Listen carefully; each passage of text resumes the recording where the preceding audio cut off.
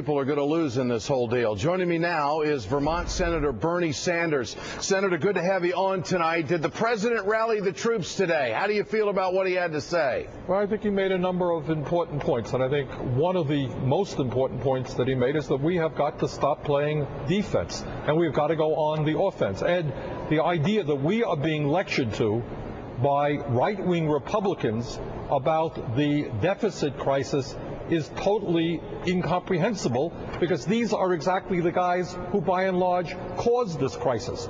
They are the people who went to a war in Iraq, which will eventually cost between $2 and $3 trillion. They're not paying for that war. They didn't put one penny into paying for that war. They are the people who gave hundreds of billions of dollars in tax breaks to the richest 1%. They didn't pay for that.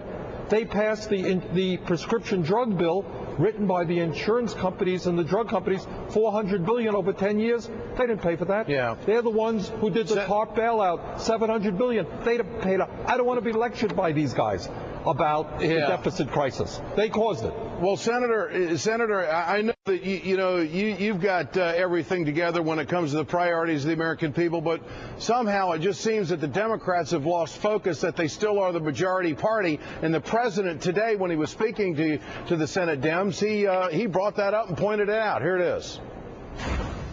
All that's changed in the last 2 weeks is that our party's gone from having the largest Senate majority in a generation to the second largest Senate majority in a generation. And we've got to remember that. There was apparently a headline after the Massachusetts election. The Village Voice announced that Republicans win a 41-59 majority. It's worth thinking about. We still have to lead. So, Senator, do you believe that the Republicans will work with this president and your side of the aisle on anything? No, I don't. I think they have a strategy which is working very, very well for them. It's called obstructionism.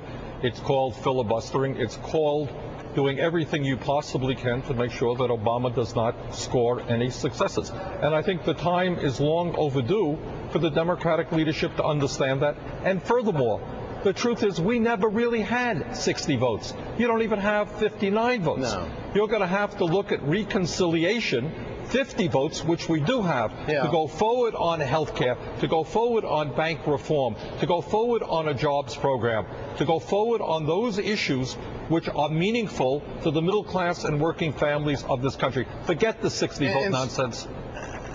Yeah, and Senator, I want to just be very clear. What is your position on the TARP money being used, the $30 billion that would go to job creation? Are you for the Obama plan to do that, or are you against it? No, absolutely for it. Look, we are looking at, Ed, 17% of our people today are either unemployed or underemployed. We have got to rebuild this economy. We've got to provide jobs for the American people.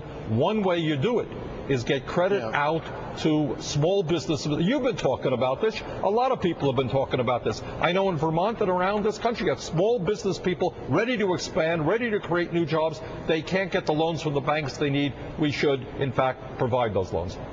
Senator, good to have you with us tonight. I appreciate your time. Thanks so much. Senator Bernie Sanders from Vermont with us here on the Ed Show. For more, let's turn to Democratic strategy.